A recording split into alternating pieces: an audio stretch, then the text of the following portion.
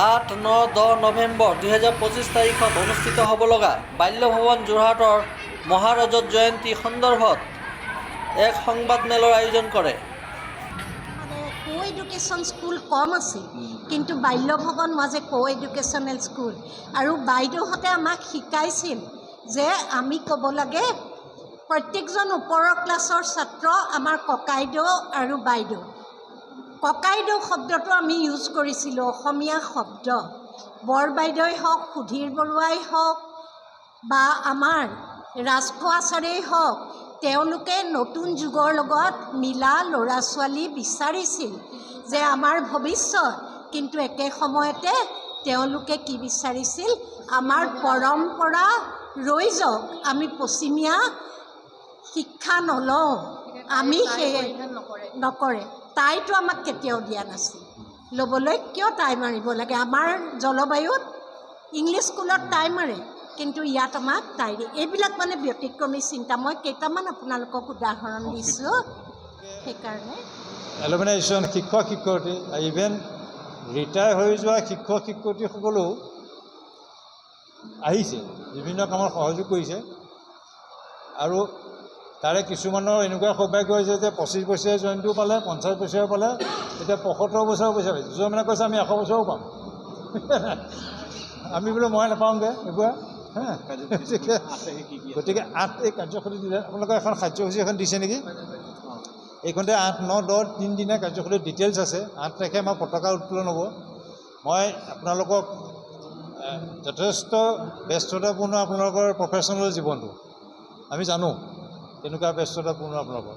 তাৰ মাজতে যদি আপোনালোকে সময় উলিয়াই এই 8, 9, 10 এই তিনিটা দিনত আমাক ইনস্পায়াৰ কৰে। আপোনালোক আহিলেও আমাৰ ইনস্পিৰেশ্যন এটা আহে। সেইটো আমি সেইকাৰণেও আমি আমন্ত্ৰণো জনাইছোঁ। আৰু আমি মানে খুব কি হয়, এখন মানে কি আমি নিজে পঢ়া বুলি কোৱা নাই, নিজে ইয়াত জড়িত আছোঁ বুলি কোৱা নাই।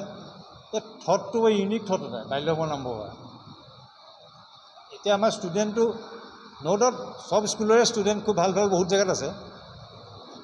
এতিয়া আমি কিছুমান আমাৰ এলুমিনি ৰেজিষ্ট্ৰেশ্যন হৈছে, এনেকুৱা কিছুমান ষ্টুডেণ্ট পাইছোঁ ক'ত নাচা তাচা থকা কিছুমান ষ্টুডেণ্টে ৰেজিষ্টাৰ কৰিছে। এতিয়া আমি কৈছোঁ আমাৰ ল'ৰাটো তাতো আছে, বিভিন্ন ধৰণৰ অষ্ট্ৰেলিয়ান ক'ৰবাত ইউনিভাৰ্চিটি আছে, লণ্ডনত আছে, গোটেইবোৰ আহিব। মুখ্যমন্ত্ৰীও এসময়ত আমাৰ মুখ্যমন্ত্ৰীয়ে প্ৰাইমেৰীটো ইয়াত পঢ়িছিলে। 73 চনত সেইকাৰণে আমি মুখ্যমন্ত্ৰী আৰু তেওঁৰ ভায়েকো পঢ়িছিলে, ককায়েক নেকি?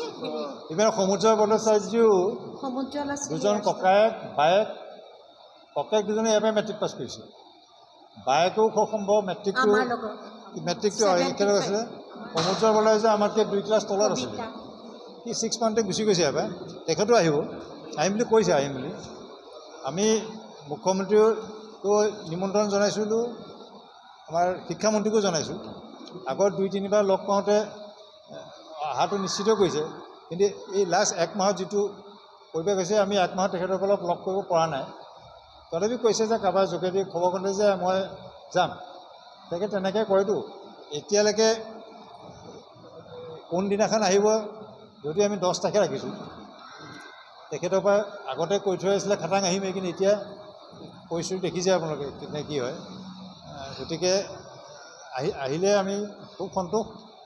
আৰু তেখেতসকলৰ ব্যস্ততা জীৱন কি কৰে সেইটো ক'ব পৰা নাই। কিন্তু আপোনালোকৰ মই অনুৰোধ কৰিছোঁ কি 8, 9, 10 আমি আকৌ নিমন্ত্ৰণ জনালোঁ। ডিটেইলছ তাত আছে গোটেইটো।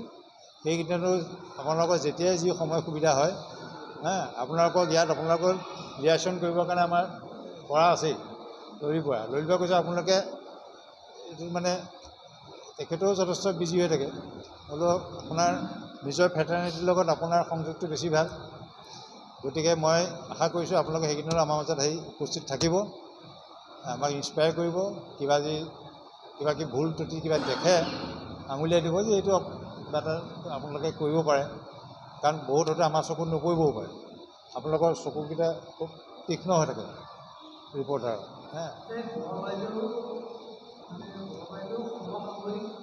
বৰবাইদেউৰ এইবাৰ শতবাৰ্ষিকী। বৰবাইদেউৰ শতবাৰ্ষিকী জন্মদিন অলপ দিনত হৈ গৈছিল। মানে তেতিয়া গোপীনাথ বৰুৱা আছিলে, অমীয়া বৰুৱা আছিলে, আমাৰ মহেশ বৰুৱা যে এডভকেটৰ তেওঁৰ ভনীয়েক আছিলে, ভানু বৰুৱা আছিলে তৰাজানৰ, হেম বৰুৱা তেখেতৰ ভনী হেম বৰুৱাৰ ভনীয়েক হেম বৰুৱা যে আমাৰ বিখ্যাত হেম বৰুৱাৰ ভনীয়ে মানুহ বৰুৱা প্ৰথম চাম শিক্ষক সেইবোৰ এডিট বাংচাল বুলি কয় সেইবোৰ ঢুকালে আছে আছে, আছে সেইবোৰ আহিব, এগৰাকী আহিব। জীৱিত আছে মাখনী শইকীয়া তেখেতে ইয়াতে কাম কৰিছিলে 1967ত তেখেতে ইয়াত কৰিছিলে কাম তেখেত জীৱিত আৰু তেখেতক নিমন্ত্ৰণ জনোৱা হৈছে মাখনী মাখনী শইকীয়া হয় 91 বছৰ হ'ল এতিয়া 91 years হৈছে তেখেতে বৰবাইদেউৰ ওচৰত কাম কৰিছিলে আমাৰ বহুত অভিভাৱকো আছে 90 প্লাছ এতিয়া আছে। ওলাইছে 90 প্লাছ অভিভাৱকো আছে বাল্যভৱনৰ মানে বেটছ ৱাইজ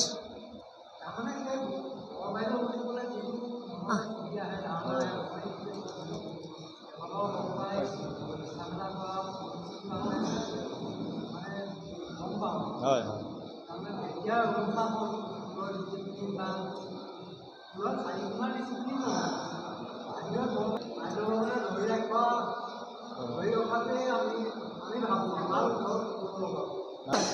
বিকজ দি হেৰিখন আমাৰ স্কুল আৰম্ভ হৈছে এইখন 1950 চনত কেইটামান ল'ৰা ছোৱালী লৈ মণ্টেশ্বৰীত স্কুলখন আৰম্ভ হৈছে আৰু সেইখন এখোপ এখোপকৈ ডাঙৰ হৈ পেলাই সেইখন গৈ হাইস্কুল হ'ল আৰু সেই হাইস্কুল কিন্তু পাছত মানে কি হ'ল যেতিয়া চৰকাৰীকৰণ মানে প্ৰাদেশিকৰণ বুলি যিটো কয় সেইটো কৰা হ'লত আমাৰ মানে LP স্কুলখন তেনেকৈয়ে ৰাখি দিয়া হ'ল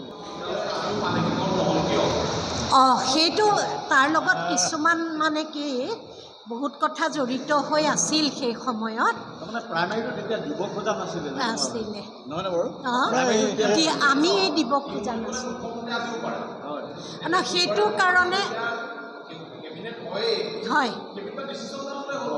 সেইটোৰ কাৰণে আমি দুইখন স্কুল এতিয়া একত্ৰিত কৰিব মই কৈছোঁ মই LP স্কুলখনৰ পৰিচালনা সমিতিৰ সভাপতি আমি মানে এটা চেষ্টা কৰি আছোঁ এওঁলোকেও কৰি আছে যে দুইখন বিদ্যালয় একত্ৰীকৰণ হওক আৰু এই প্ৰাইমেৰী স্কুলখন প্ৰাদেশিকৰণ কৰা হওক এতিয়া এনেকুৱা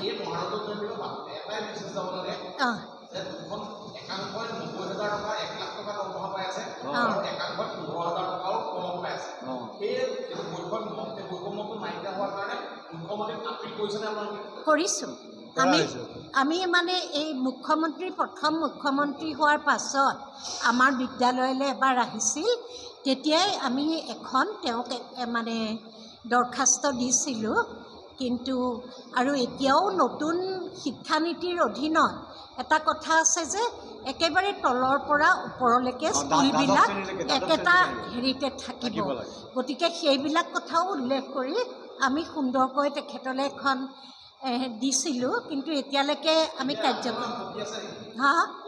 আমাৰ কপিটো আছে আছে আছে আছে হয় আছে ভাল হ'ব মই ক'ব খুজিছোঁ যে বৰবাইদেউ দেখাত যিমান মানে হেৰি আছিল খং কঠোৰ দেখিলে আমি ভয় কৰোঁ কিন্তু এটা কথা বৰবাইদেৱে আমাক কোনোদিন এচাইৰে একো মৰা নাই বাইদেউৰ ব্যক্তিত্বই আছিল সেইটো আৰু বাইদেৱে লোকৰ দৰে আমি বৰ লেকচাৰ দিওঁতো মিটিঙে মাটাঙেও দিওঁ বা য'তে ত'তে আমাৰ ষ্টুডেণ্টবোৰকো চান্স পালেই দিওঁ এনেকুৱা হ'বা তেনেকুৱা হ'বা বৰবাইদেউ never said anything like that তেওঁ নিজকে এনেকুৱা এক আদৰ্শ কৰিছিলে অকল বৰবাইদেউৱেই নহয় যিসকল শিক্ষকৰ এতিয়া আমি নাম লৈছোঁ গোপী বৰুৱাই হওক বা অমীয়া বৰুৱাই হওক ভানু বৰুৱাই হওক তেওঁলোক সকলোৱে কিন্তু কি কৰিছিল নিজকে এটা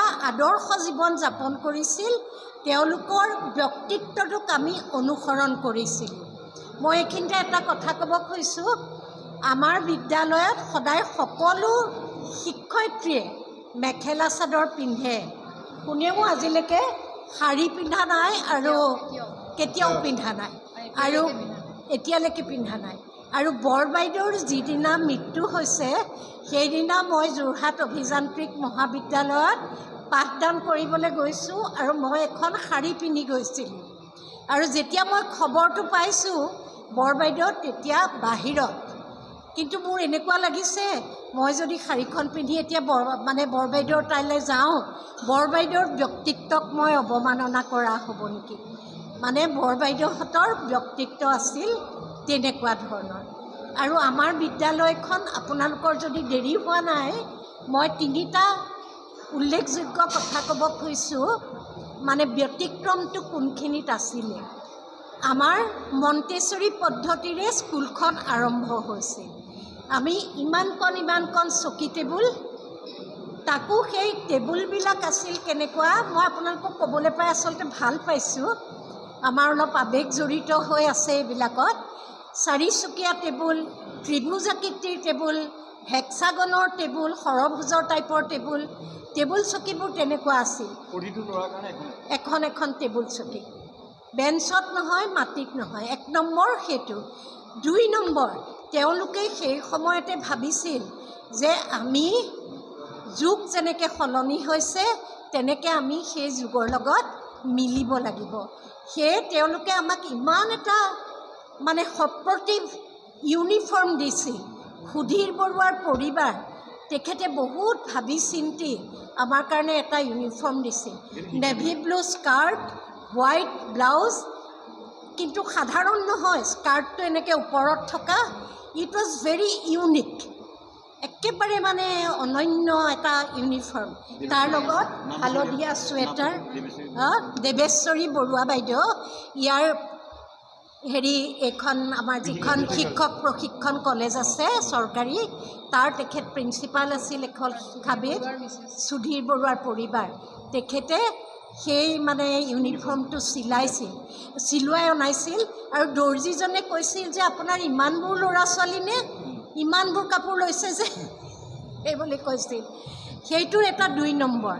3 নম্বৰ, সেই সময়ত জোতা পিন্ধা স্কুল কিন্তু বৰ কম আছিল। আমাৰ ক'লা জোতা, বগা মোজা। 4 নম্বৰটো মই কৈছোঁ যে আমাৰ এটা টিফিনৰ ব্যৱস্থা আছিল। আৰু সেইটোৰ উদ্দেশ্য আছিল যে ধনী দুখীয়া, বেলেগ ঘৰৰ হওক য'ৰেই নহওক, সকলোৱে একেলগে চোতালত প্লেট বাইদেউ ছাৰহঁতৰ আগত দি টিফিন খাইছিল। আৰু সেই টিফিন আছিল, কেতিয়াবা বুট বাদাম তিয়াই দিছিল, সেইখিনিলৈকে চিন্তা কৰিছিল। আজি মানুহে চিন্তা কৰিছে যে স্কুলত টিফিন দিব লাগে, কিন্তু 1950 চনত এইটো এটা ব্যতিক্ৰমী চিন্তা আছিলে।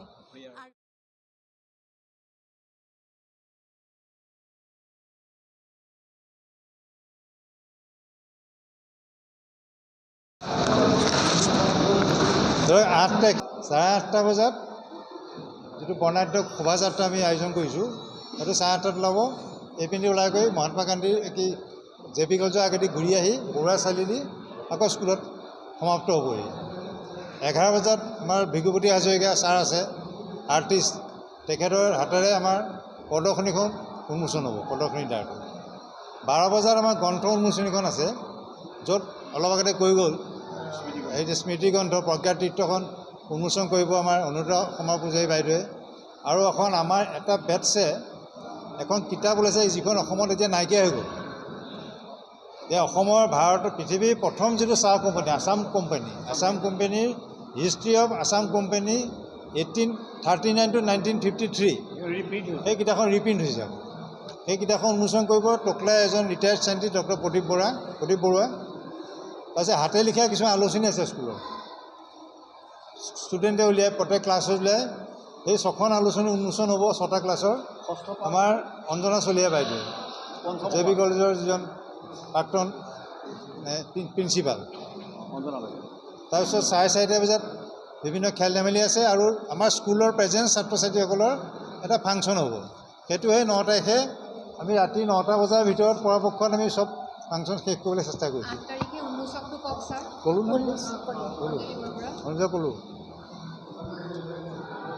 9 তাৰিখে সম্পূৰ্ণ আমাৰ এলুমিনি এছ'চিয়েশ্যনৰ ছাত্ৰ ছাত্ৰীৰ অনুষ্ঠান। 9 তাৰিখে তেওঁলোকে নিজৰ বিভিন্ন কাৰ্যক্ৰম আয়োজন কৰিছে। সেই গোটেই কাৰ্যক্ৰম ইয়াত উল্লেখ কৰি দিয়া নাই। এই 9টা বজাত তেওঁলোকৰ পঞ্জীয়নটো আৰম্ভ হ'ব। অলৰেডি অনলাইন পঞ্জীয়ন হৈ আছে, তথাপিও কিছুমান বাদ পৰি গৈছে, এইবিলাকৰ পঞ্জীয়ন হ'ব। 11 বজাত তেওঁলোকৰ এটা মিলন সমাৰোহ পাইছে, আমি জিলা আয়ুক্ত মহোদয়ক এইটো আৰম্ভ কৰিবলৈ আমন্ত্ৰণ জনাইছোঁ।